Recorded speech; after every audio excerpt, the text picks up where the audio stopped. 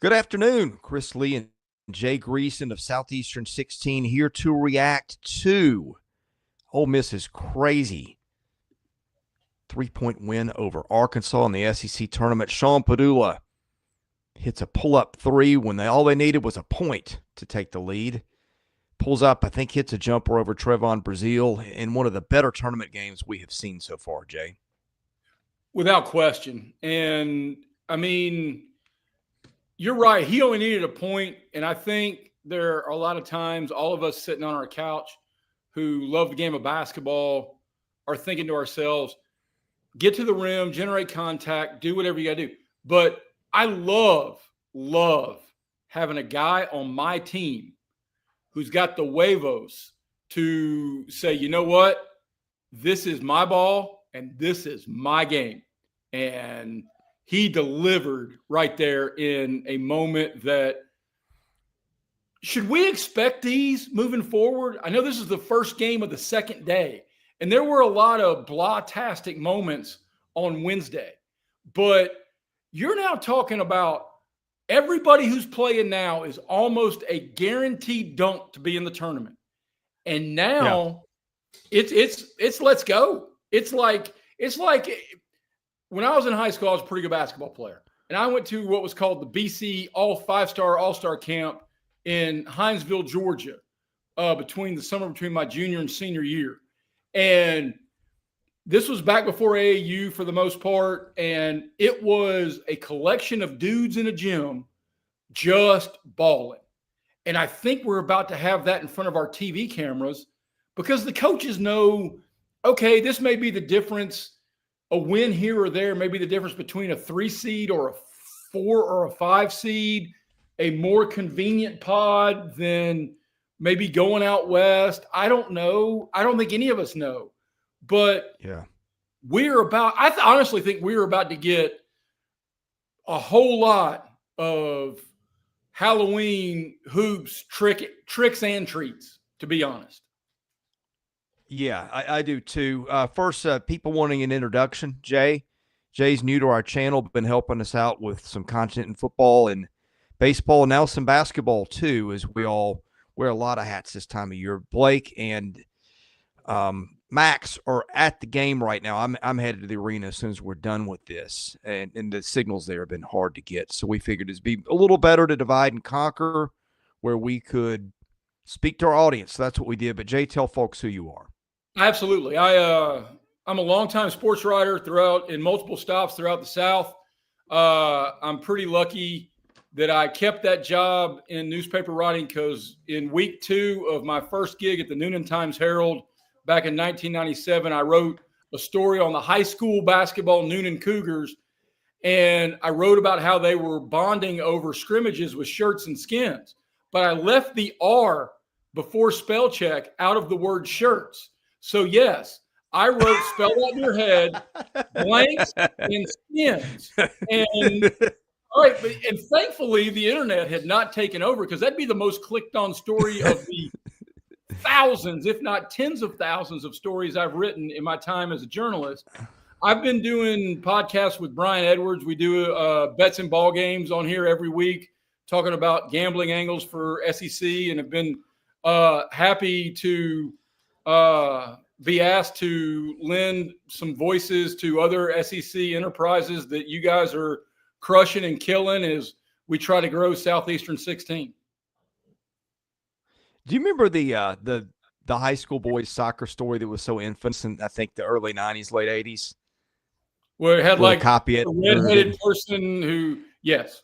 And it was like supposed to be a joke to the copy editor. Yes. And, yes, I do. It is a horror tale to everybody in my business. And I've been now with the Times Free Press here in Chattanooga, Tennessee, covering all forms of SEC sports, and I'm their sports columnist now, or one of their sports columnists, and former sports editor there for the last.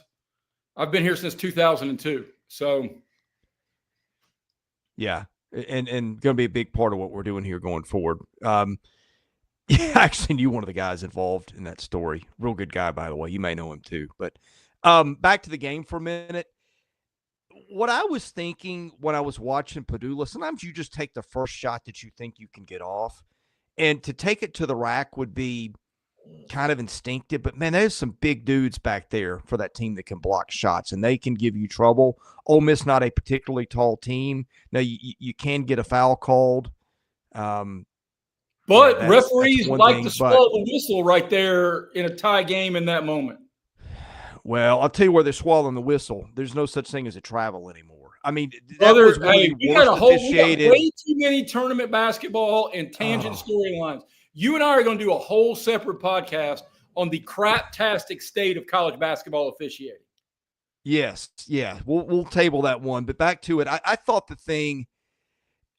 this was one of these games that I kind of felt when I was going down the stretch at the end. I didn't think either team could feel bad about how they came out of it. Arkansas has shown that it's got a 7-man rotation now that is playing pretty well. I'm not saying this is where Boogie Flynn is a good player, but great player. Arkansas clearly played better without him. Yeah, so they've kind of found something. Jonas Haydu is playing the best ball he's played in a while, even though he did foul out today. Billy Richmond is playing really well. He got hurt for a bit, came back. Looks like he's okay. So that was good news.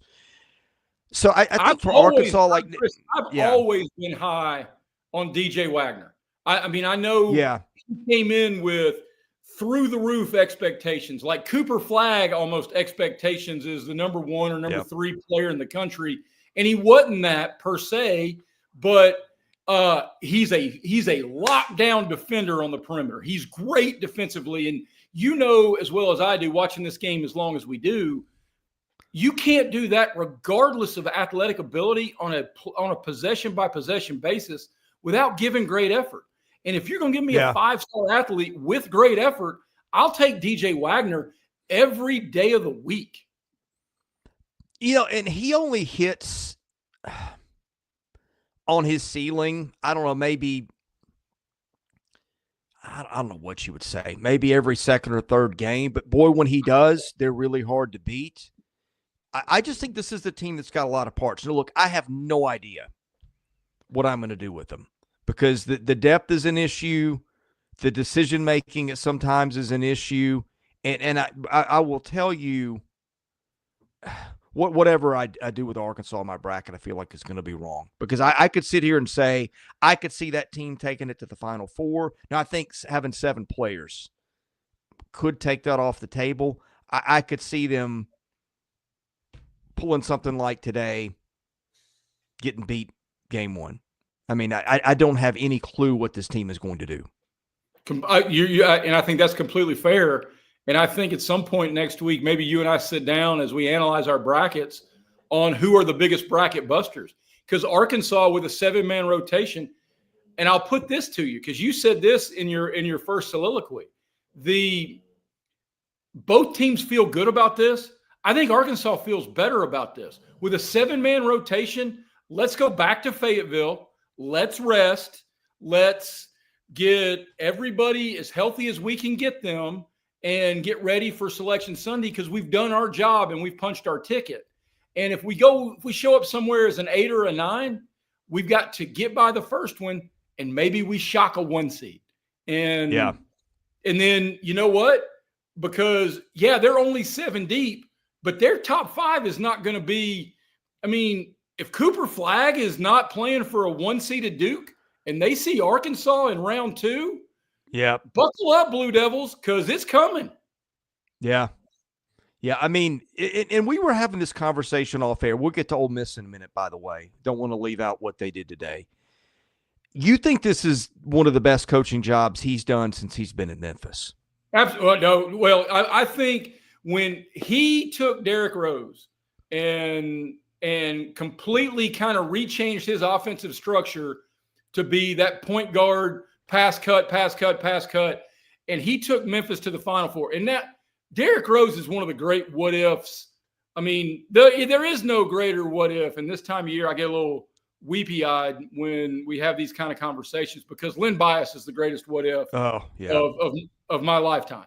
or the saddest what if. I don't want to say greatest. Yeah. I don't want to put any type of positive spin on the way that unfolded. But if Derrick Rose hadn't got hurt, he was so fast at 6'4" with the ball in his hands. He was going to be an NBA matchup nightmare for everybody because he was Jason Kidd with more speed, better jumping ability, and probably a little bit better shooter. And what Calipari did about changing that offense, and he did some really good things at Kentucky early on. But what he did is he became the GM of that program and not the coach of that program. Yeah. He was about talent acquisition more than talent execution. And to that end, it failed him because those kids were there 1 year and everybody got tired of it. Now, Buckets, if he's in a place that he can get NIL support, you're gonna have to look out because that guy's gonna bring in recruiting classes that are gonna be top 5 from now to my kids' are cheering for the Arkansas Razorbacks. I mean, but no, I think what he's done, considering you mentioned the Fland injury, the big guy inside has been in and out the last couple of weeks. DJ Wagner, as much as I'm a fan, is inconsistent, and that's a fair. I mean, DeJuan Wagner is going to say he's inconsistent, and Milt Wagner, his granddaddy, is going to say he's inconsistent. So it is what it is. So, but he's moved pieces, and he's now a guy we're talking about that could be a dangerous round 2 for a 1 seed with a 7-man rotation and without his 1 NBA lottery pick. Yeah, and 7 is working for them right now. Where 7 stops working is when you foul a guy out like Adu today. Or a guy rolls an ankle. And both those happened today. I think Richmond rolled one. It wasn't very bad. But, yeah, I mean, it was – you're on a very thin margin of error right now if you're Arkansas. But on the other hand, look, Jonas Adu is a guy we didn't talk about almost all year because he was a non-factor.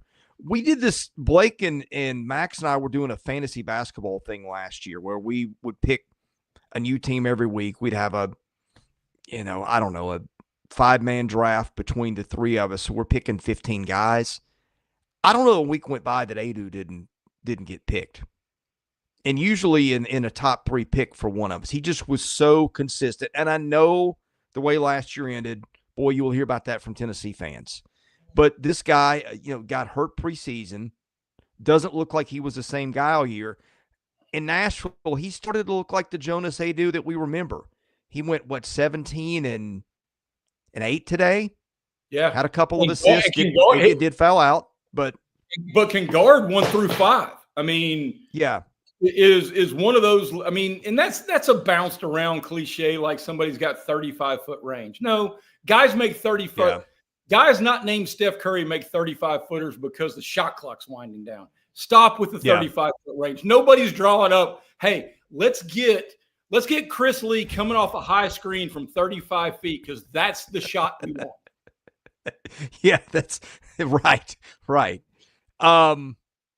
Well, yeah, I think like you start lining their guys up and you rank them however you want to rank them. Their best players, this guy, their 7 best players, that guy. When you get down to 7, there are not going to be a lot of teams in the NCAA tournament who are as good at number 7 as they are.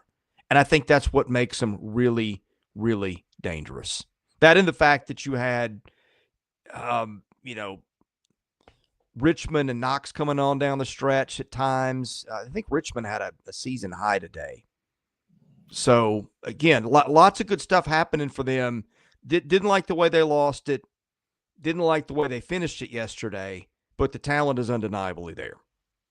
And one final thought on the 7-man rotation, because all these guys have grown up being stars on their high school teams, on their AAU teams, on their travel teams, whatever it is. When you get down to that limited number, you're also not looking over your shoulder thinking, all right, if I make a turnover here, am I coming out of the game?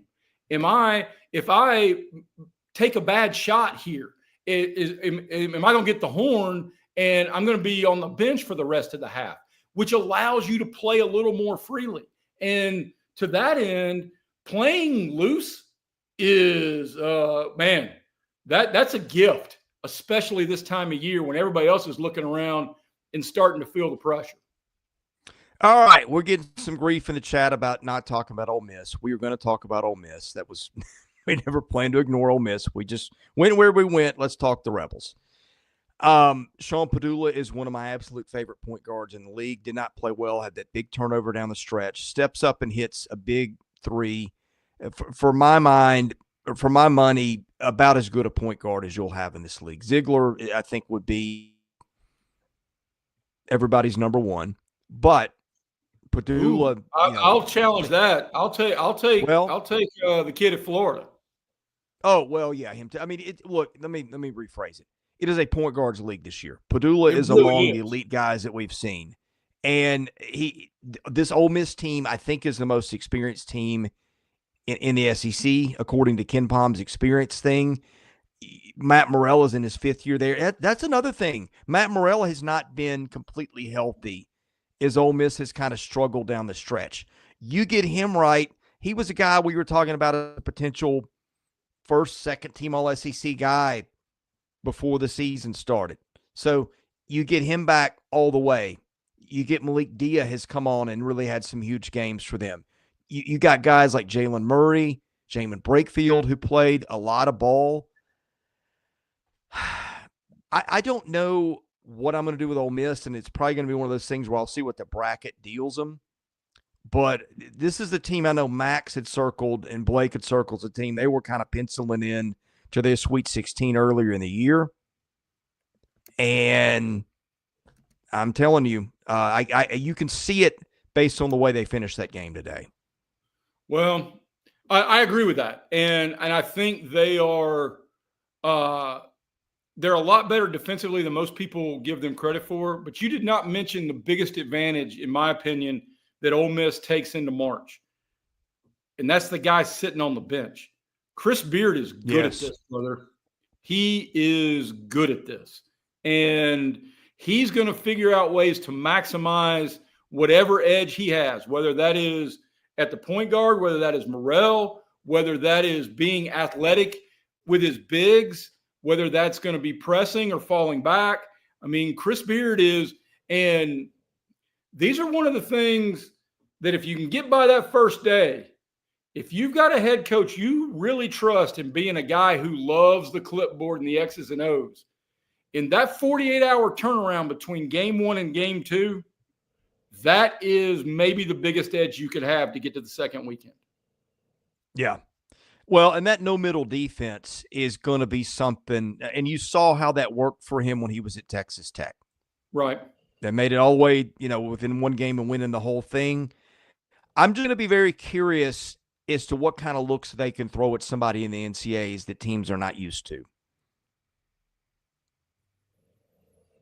Well, the first Saturday, and the brackets is such a fun Sunday in the sense of what matchups, and then the smoldering fire that 112 or 13 seed gets, and everybody talks about, oh my word, you got to be on UC San Diego. They're killing everybody.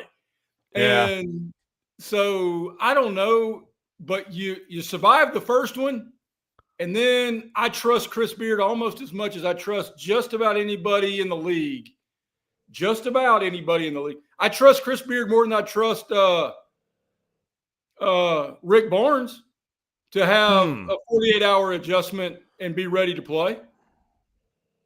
Now, I don't know if Chris has got better 1 through 7, 1 through 8 dudes than Tennessee does, but if I'm allowing each of those guys to hold a bag, I'm betting on Chris Beard more than I'm betting on Rick Barnes to come out on top more times than not. Yeah, I can see it based on where it's going in the tournament for both those guys.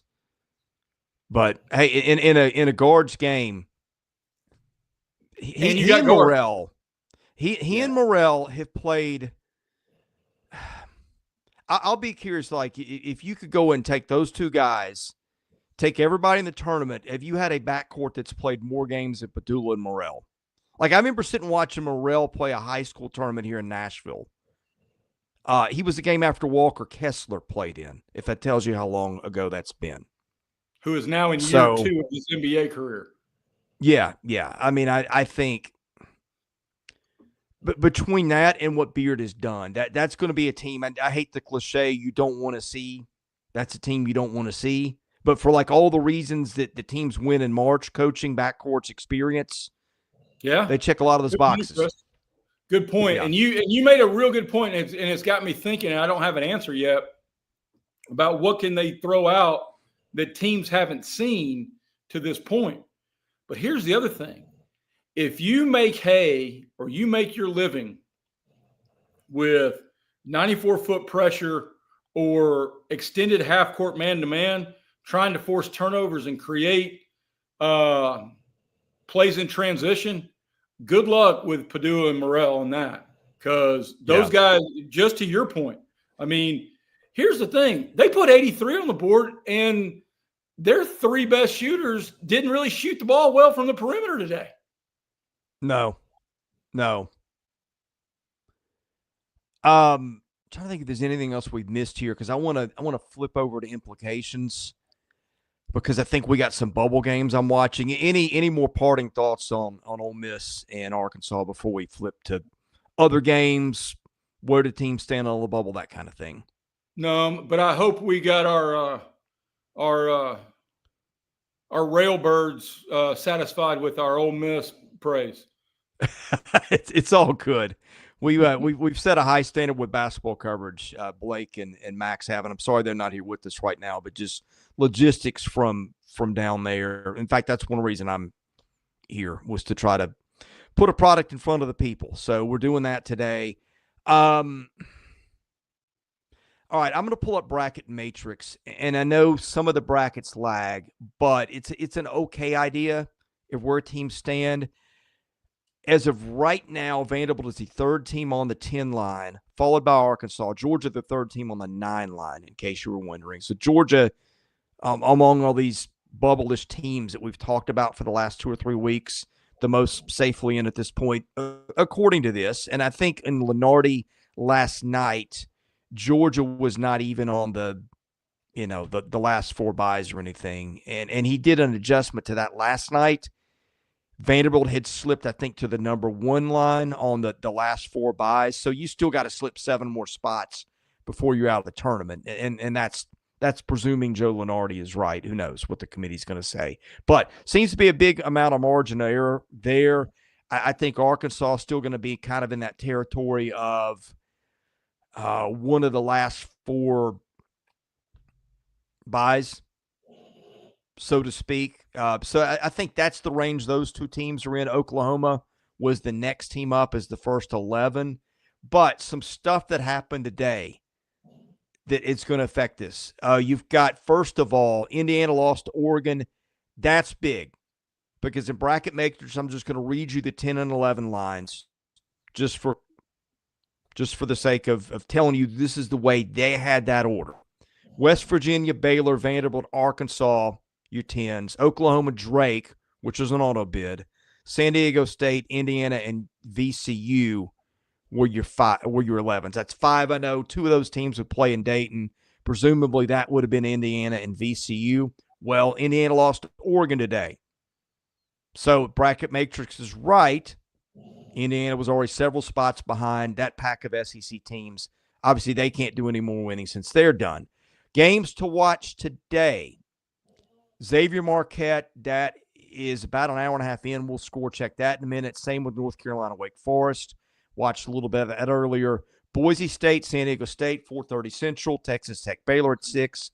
Nevada and Colorado State at 8. So those are the games that you're watching from an SEC standpoint. But again, I think all those teams are according to Bracket Matrix, Lunardi, are going to start behind that pack of 5 SEC teams we mentioned. Did I, and I may have missed it, Chris, did you say where Bracket Matrix has Texas? Oh, no, I didn't. Bracket Matrix has Texas, the 2nd team out. Now, let me clarify something. Our regular listeners know this. Bracket Matrix is a composite of I don't know how many brackets, and some of these are updated through I think last night or as of yesterday at least. Some of these were updated for a couple of days ago, so there's going to be a lag here. Now this is what I find really interesting. Okay, if you were sitting there and you're worried, say if you're Arkansas and you're Vanderbilt, Bracket Matrix has 94 brackets. It does. Vanderbilt and Arkansas and Oklahoma were listed in all 94. And a lot of these are before Oklahoma and Arkansas won yesterday. And also and before Georgia, Vanderbilt lost yesterday. Even with the loss, Georgia's listed ahead of those two. Well, to be clear, I don't know what time, and you'd have to click on them individually. I'm not going to go through all these. Right. So I don't know if they were posted late night of yesterday or early morning, but here's the point I'm making. All these teams seem to have a considerable margin to play with coming in. That doesn't mean something couldn't happen, but you're not seeing like Drake winning its league was a big thing because Drake could have possibly gotten in anyway, but it would have been borderline. And so just Drake getting all bid, that helps those teams. I'm just saying you see a lot of hand-wringing on Twitter, message boards about are we in. If you just look at this and take it for what it's worth, again, there's a lag here, but there was some leeway for these teams to have a stumble. And some of them did and some of them didn't. True or false on a Thursday, Chris? Texas beats Texas A&M. They jump into feeling really good about Sunday. True or false?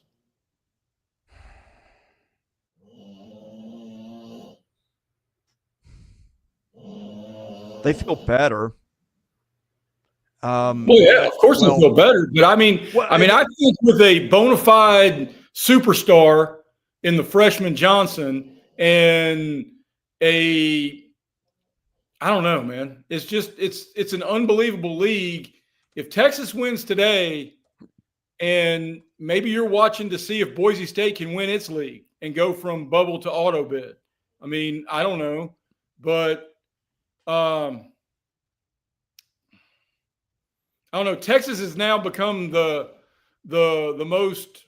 biggest swing team in the draw. I mean, everybody else is just playing for numbers next to their name. Texas A&M is playing for the right to either say no to the NIT or to go practice and talk about the dance. And we mentioned this last night. One thing that helps everybody, Ohio State got beat last night. Doesn't that help everybody in every sport? Well, that's a different conversation. Okay, for the one we're on, it certainly helped the SEC last night. And so again, I don't know how many of these were compiled before Ohio State lost, after Texas won, that kind of thing. But it points to range where they are. And just right now, there's just not a lot out there that's happening that could scare the pants off SEC teams. Now, look, you get to Sunday, and I'm just gonna pull something at random because at some point it kind of becomes math, right? Let's say something weird happened, like Stanford won the ACC tournament. Which, speaking of that, that's a little more wide open now with Cooper Flagg rolling an ankle today. Because they've already said he's not playing the rest of the ACC tournament. So that's what you're hoping for, is like you don't get a power conference league where one of these teams like a Stanford that's even remotely, SMU and the ACC, if they're still playing, I think they are. When those teams that we've not even remotely talked about as bubble teams this week start bursting bubbles, if that happens, that's where you really get concerned if you're one of those five. I think at this point Georgia would have a hard time being knocked out of that. By the way, that wasn't Oreo snoring. That was Jay's dog. So yeah. And for those, especially since I'm new to the basketball realm, I'll be happy to share this story.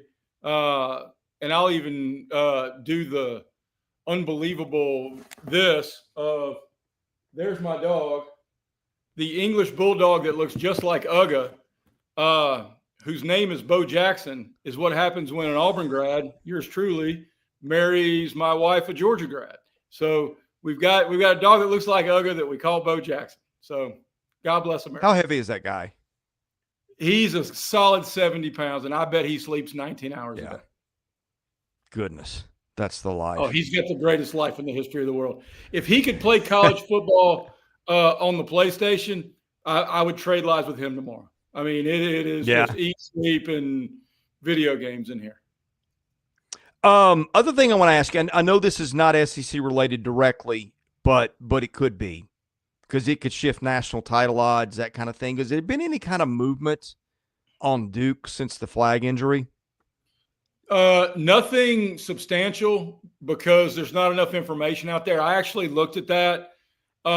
They're still listed right there with Auburn and, honestly, Florida as the three really divided or really closely divided favorites right now on the gambling circles. But it is,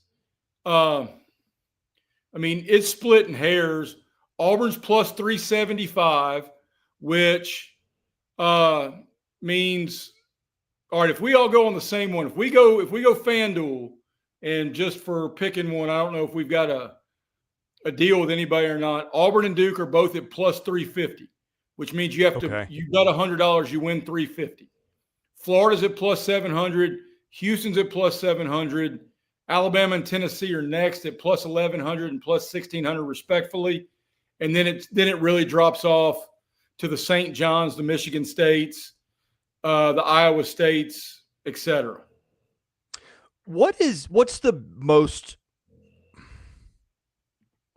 at any point this season, that a team was an overwhelming favorite to win a national title? Overwhelming would be wrong words. What's the lowest odds that any team has had to win it all at some point this season? Auburn was lower than plus 300 not long after when they won at Alabama. Okay. And everybody, they looked great that day. They were tough in an environment that was, it'd been like, goodness knows, a whole bunch of wins in a row. And other than the Florida loss, I don't think they had lost an SEC play at that point. And were on some sort of amazing run. They're like 13-2 in quad one games at some point. Their resume is staggering, even entering the SEC tournament on back-to-back losses. But and I think that's fair. Now, because I think the bigger conversation is, what do you do with Duke in terms of seeding? I still think they probably get a 1 seed. But what if they lose tomorrow without Cooper Flagg? And remember, you and I are old enough to remember what happened with Kenyon Martin the year that Cincinnati was the best team in the country. He's the best player in America. He blows his knee out with a week left in the season, and they go from a 1 to a 4, and they're bounced in the first round. Yeah, they're still going to be a 1. They are. They're the highest ranked team in the analytics. The committee's going to respect that. They still got all kinds of players, but what it does is it changes your outlook. If he's not playing or not well, significantly. Like Duke staring down Duke as a 2 in your bracket or whatever isn't nearly as intimidating if he's not normal Cooper Flagg. I'll go you a step further. If you're now an 8-9 seed and Cooper Flagg's going to miss 2 weeks, you want to be in Duke's bracket. You want to be on the 1 line. Yes, you want to be the 8-9 game with Duke in your 1. Well, and here's your bracket matrix right now. Here's your 8s: Gonzaga, Connecticut, both teams that were preseason top 10, 2-time defending national champion. You got Creighton sitting there as a 9 with the Kalkbrenner, who's, can be a handful. Georgia with the Ace of Newell as a 9 could be a handful for people. I think that scenario, if he's not completely well, that becomes a much more interesting conversation.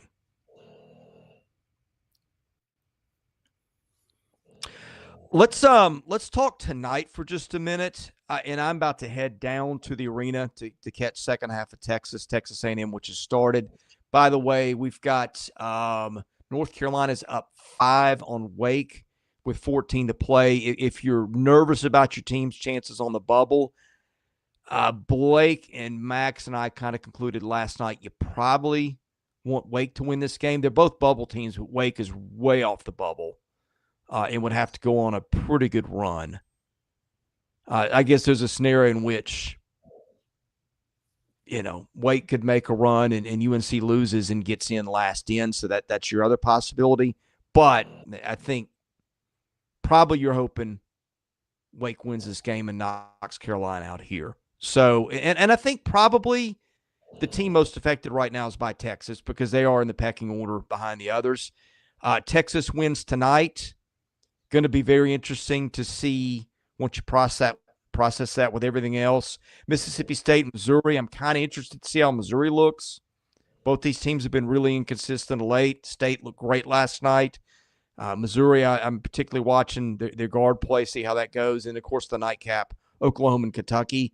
Feels like Oklahoma played its way in last night. But, again, you never know what the tournament is going to deal between now and then. You get a bunch of bid steals, it's a different conversation. So that's what we're looking at tonight, Jay. And for those of you who have seen me on this platform before, I do a fair amount of handicapping with Brian Edwards. My best bet on the SEC bracket tonight, Oklahoma is playing relentlessly offensively. Kentucky couldn't guard a parking meter. They're happy to play a game where they try to outscore you. Most books have it at 161 on the total. I think that zooms past that number. And because also you're going to have a very pro Kentucky crowd. Chris, you live in Nashville. It's Lexington South this weekend. Yeah. As long as they are still drawing SEC tournament breath. I will push back on that a little bit. Kentucky's defense has zoomed up the efficiency ratings over the last, 4 to 6 weeks. At one point, they were, I think, around 120. They're 57 tonight. And you look at some of the teams they played, there have been some big point totals. They gave 83 to Missouri, 94 to Auburn, gave up 96 to Alabama, but those are top 5 offenses in the country. They've improved a lot defensively. Now, look, Jeremiah Fears is a guy that can take over a game. And with no Butler, that's an impediment there. But granted, it was in Norman, but when these two teams played, they were both in the 80s, and Kentucky only shot 30% from deep. So yeah, that's way below that. You've got to expect gravitation towards the means that Kentucky's going to shoot 35, 37% from deep, and they're going to shoot a lot of them. So, I expect a lot of points tonight. So if you want to wet your whistle a little bit, now that gambling's legalized in the state of Tennessee, my best bet in the SEC tournament in Nashville is over the total with Oklahoma and Kentucky in tonight's nightcap. Yeah. Let me get out of here. Do you want to say anything about John Feinstein? Oh, yeah, I sent you that. Good grief. Talk about a shock. He was only 68 years old. If you didn't hear, John Feinstein passed away this afternoon. I think it was very unexpected. It is. He has 2 absolute home run sports books, A Good Walk Spoiled, about life on the PGA Tour, and, of course, probably the one he's most well known for, Season on the Brink, one of the final years of Bobby Knight's tenure at Indiana. Both of those were great reads. And in truth, when you sent me that, that's the first place I heard it that he had passed. It made me think of the old school sports reporters on ESPN on Sunday mornings. Yeah.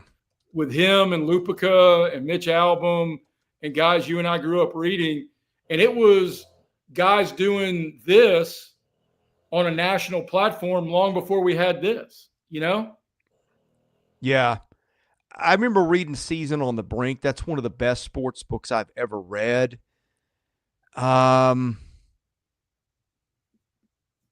gosh, I'm trying to pull up a list of what he wrote because there were so many of them. I thought of this as you sent me this, and I put together my quick top 5 of sports books all time. My top 5. Friday Night Lights by Buzz Bissinger is the best book I probably have ever read, and that includes fiction, nonfiction, whatever else. It is an absolute home run sports book. Ball 4, Moneyball. Oh, Ball 4. Secretariat, and The Boys of Summer by Roger Kuhn. Yeah. He wrote The Last Amateurs, which was good. I don't know if that's one of his most known books, but I remember reading that one. That was pretty interesting. That's about the Patriot League. I was pretty sure that was his book, but I didn't want to credit some. I read Play Ball. That was one of his a long time ago, baseball book. So yeah, I just hated to see that news. Just a legend in the arena of sports books and literature, and sports writing. Have sports and columnists like him anymore? I mean, like him or no. Alvin, or even back before he became a Twitter nutbar, Rick Riley on the back of Sports Illustrated was a must-read every week. And I grew up reading and idolizing Louis Broussard, but now I don't even know if you have those. And this is what I do for a living, so please, no, I'm not trying to bag on newspaper columnists at all, but it just doesn't feel like they carry the panache that they once did. No, we could have a whole conversation on the topic of sports journalism, and you and I both have opinions, but we'd be here till midnight if we did. which gets in the way of me getting downtown. I can't do that, Chris. Come on. Yeah, I wouldn't ask you to. All right, any parting thoughts, things you're watching tonight before I take off to the arena? I think Florida wins this tournament, and I think they are going to win each game comfortably because I think they are playing better than anybody in America right now. Yeah, I think comfortably feels like a lot, but that's probably my pick right now too. I feel like Auburn, Tennessee are going to beat each other up at the top of the bracket. Presuming they meet. Look, Ole Miss and whoever wins Texas A&M are good enough to knock off either one of them. And Florida, Alabama tomorrow night will be a show. Or excuse me, that'll be Saturday semifinals if we get there. But I think Florida's, when we do these gut brackets, Florida is the team I keep picking to win this whole thing. Hard not to right now. Yeah, brother, man, I appreciate your time. Go enjoy the hoops. Likewise, we're gonna have a special guest to talk Kentucky tonight live. About the time that one's over, I will not. I'll just keep that under my hat for now. But I think it'll be fun. So we'll be doing that. We got some baseball stuff coming up. I'm going to try to keep an eye on baseball and basketball simultaneously this weekend, which is not going to be easy to do. But that's what we do here at Southeastern 16, football, baseball, basketball, year-round.